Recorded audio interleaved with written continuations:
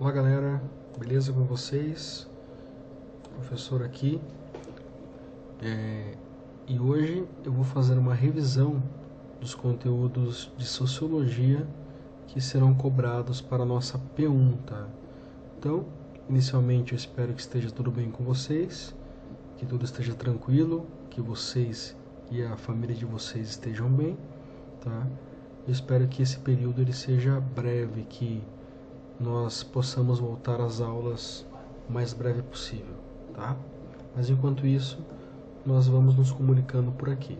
Então, galera, lá para a nossa iniciação à sociologia, né, algo que nós poderíamos até trabalhar com mais substância nos meses que ocorreram aí a quarentena, tá? E que ainda vão ocorrer, eu trabalhei com vocês lá basicamente estes conceitos: a definição de sociologia, a influência da revolução científica, da Revolução Francesa e da Revolução Industrial para o surgimento da sociologia, e o positivismo de Auguste Comte, que é um dos principais expoentes da sociologia. Podemos até considerar como o primeiro sociólogo, o primeiro teórico a tentar criar uma área do saber que pudesse conjugar uma nova sociedade que estava surgindo com a história, né, com a análise histórica, né?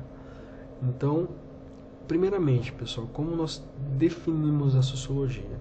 É uma área do conhecimento que estuda os processos, desdobramentos, fenômenos sociais, tá? Então não tem muito segredo aqui para definirmos o que é a sociologia. Talvez a principal coisa que nós temos que ter em mente é que a sociologia ela tenta construir isso a partir do método científico, ou seja, análise de fenômenos buscando estabelecer semelhanças e diferenças, distinções, tá? Então eu tenho similaridades e eu tenho elementos que são distintos, tá? Então a sociologia ela aparece como uma área do saber que tenta pegar métodos de outras áreas, como por exemplo a recém-consolidada biologia, tá? Ou seja, métodos das ciências da natureza para analisar processos sociais, tá? Então aqui, a partir da sociologia, outras ciências vão acabar se conectando com a própria sociologia, como a ciência política, a economia, a antropologia, a psicologia social, a estatística, o que mais que nós podemos colocar aqui na conta, e a própria filosofia também, que vai ter a sociologia como um objeto de estudo, né? Mas em específico a sociologia ela estuda a sociedade, as sociedades modernas. Eu posso também, a partir da sociologia, analisar sociedades primitivas e pré-históricas? Posso, mas eu vou fazer muito mais uma antropologia do que uma sociologia, porque a sociologia ela vai entender uma quebra de paradigma, uma mudança de paradigma que acontece no século XIX, que é o quê? A formação dessas sociedades modernas, mais institucionalizadas e com desafios econômicos muito mais significativos, tá? Então, para compreendermos como a sociologia surge enquanto ciência, é necessário que nós tenhamos bem definido o que foram as três grandes revoluções que marcam a modernidade, porque a sociologia ela vai analisar o homem moderno, este homem que faz parte desta nova sociedade, que é a sociedade moderna. O que é ser moderno? Basicamente, ser moderno é você fazer aquela inversão de um homem que era uma criatura no medievo, na Idade Média, e agora ele passa a ser um criador, ou seja, ele passa a ser um sujeito, tá? Então a modernidade ela se caracteriza por esse antropocentrismo, a ideia de que o homem ele é o principal agente produtor de sentido no mundo, tá? Então a revolução científica ela vai marcar essa capacidade que o homem tem de identificar como a natureza funciona, e a partir desta identificação poder modificá-la. A ideia do Francis Bacon lá, saber é poder. Por quê? Se eu sei como a natureza funciona, se eu tenho bem definido os processos que definem o que é a natureza, agora eu posso manipular esses mesmos processos e produzir o quê? Produzir mais tecnologia. Ou seja, eu tenho o método científico aliado à tecnologia. Eu tenho uma expansão técnica gigantesca a partir da Revolução Científica. Então, a Revolução Industrial só é possível porque existiu a Revolução Científica. Depois nós temos a Revolução Francesa, que acontece ali na segunda metade do século XVIII, em 1789. Por que ela é emblemática? Porque que a França, em específico, ela representa aqui um marco para a percepção sociopolítica ocidental a partir do século XVIII. Simplesmente porque ela é o resultado de um processo histórico que foi o Iluminismo. O Iluminismo que trazia essa concepção do moderno para o centro do processo histórico. Então a Revolução Francesa ela representa a transição deste homem que ele era pré-moderno para consolidar de fato um homem moderno, que é esse homem antropocêntrico, tá? Porque a Revolução Francesa ela marca a transição do Estado monárquico absolutista para a formação do Estado moderno, formado por instituições, pela divisão clara dos poderes executivo, legislativo e judiciário.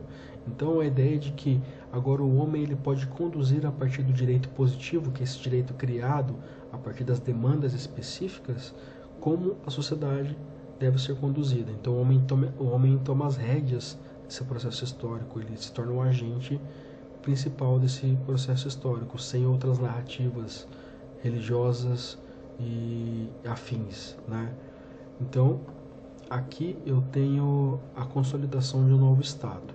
Já a Revolução Industrial, ela vai marcar uma criação de um novo sistema sociopolítico econômico. Antes eu tinha um sistema feudal, que ele foi se fragmentando com o passar do tempo, ele vai se tornando algo muito mais vinculado ao comércio e à troca, ao intercâmbio cultural, tá? Mas com a Revolução Industrial tem uma massificação da produção. Então as relações de trabalho elas vão mudar drasticamente. Mudando as relações de trabalho, eu tenho impacto na organização sociopolítica das nações. Então a riqueza das nações, a ideia do Adam Smith aparece aqui muito forte. Como eu posso enriquecer uma nação e conseguir um destaque, isso vai me permitir um imperialismo. Então aqui toda a dinâmica do nosso planeta muda. A globalização ela começa a aparecer no horizonte e depois ela se consolida na segunda metade do século XX. Tá? Eu tenho uma nova forma de entender a tecnologia que altera os processos de trabalho e subsistência. Se antes eu tinha uma pessoa que era a base da produção técnica, agora eu tenho máquinas que vão deixar muito mais impessoal a relação entre trabalho e a produção. Eu tenho aqui a inserção da ideia de capital, que é esse acúmulo de recursos que me permite uma expansão de poder de ação. Tá? Eu tenho um sistema capitalista que ele é baseado na interdependência entre alguém que produz e me oferta e alguém que procura aquilo que é ofertado. Isso determina como eu me comporto em sociedade. Agora eu não tenho mais uma identidade própria, eu preciso comprar algum objeto que me construa. Esse objeto ele está dentro de um sistema capitalista. Tudo se torna uma moeda de troca, tudo se torna capital. O capital pessoal ele é importante, o capital cultural ele é importante, tudo se torna uma moeda de troca. Então o sistema capitalista ele é um resultado direto da Revolução Industrial. E nós temos pelo menos 4 momentos fundamentais da Revolução Industrial. Sendo a primeira Revolução Industrial lá no início do século XIX, que vai mudar essa lógica, vai inserir a ideia de capital. A segunda Revolução Industrial no final do século XIX, início do século XX, que vai trazer a ideia da competitividade entre conglomerados de indústrias, que terá uma crise em 1929, como nós vamos ver no próximo ano, né? A parte mais de economia, tá? Nós temos também agora uma quarta revolução industrial que está associada à forma como nós inserimos a publicidade e a propaganda. Aí possivelmente agora com essa crise mundial nós vamos ter ainda mais uma alternância desse sistema, uma mudança desse sistema capitalista que ele vai ter que se adaptar, ele vai ter que reagir a essas novas realidades, tá? E por fim, pessoal, acho que ficou claro, né? Revolução Científica, Francesa Industrial, elas definem como esta nova sociedade moderna, elas definem o que é ser moderno. Nós vamos ainda falar do pós-moderno, mas é um outro assunto. Mas estas revoluções elas definem o que é o ser moderno, o sujeito moderno, tá? E quem vai estar no olho do furacão para entender esse processo do que é ser moderno é Auguste Comte, né, que vai criar o positivismo, que é essa compreensão de que a história ela estaria encaminhando para um melhoramento, sendo que ela se pautaria na superação de processos anteriores. Então ele vai falar dos 3 estágios, 3 estados. Eu tenho o mitológico, eu tenho o teológico e daí eu tenho o científico. Eu tenho, acho que eu tenho o mitológico, daí eu tenho o metafísico, daí eu tenho o religioso, metafísico, né? E agora eu tenho o científico. Sendo o científico a superação desses 3 processos. Então ele vai entender a história da humanidade como se fosse o desenvolvimento de uma criança. Eu tenho lá aquela coisa bem primitiva, que é uma narrativa mítica, depois eu passo por uma abstração religiosa, agora pela empiria científica. Só que esse positivismo do Auguste Comte, né, a ordem e progresso que está estampado na nossa bandeira desde o início da República, né, porque tínhamos um viés positivista, essa herança positivista do nosso Estado, que também carrega essa questão de modernidade como uma herança republicana francesa, nós tínhamos essa ideia de melhoramento, que a história representaria um melhoramento. Porém, na Segunda Guerra Mundial, nós percebemos que esse homem moderno ele é capaz de muitas aberrações. Ele é capaz do Holocausto, ele é capaz da bomba de Hiroshima e Nagasaki.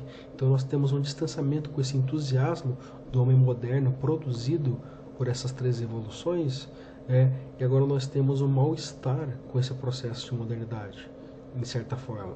Então, nós entramos no momento de uma pós-modernidade, que é um homem ainda moderno, porém tendo que se acostumar com essa possibilidade de que todo esse aparato científico, conceitual, jurídico, estatal, tecnológico, ele também seja a sua ruptura máxima, seja a sua falência, a sua decadência, tá? Então, a sociologia ela surge neste contexto, para explicar esse novo estado moderno. Então ela surge como uma ciência nova que reage a este homem moderno.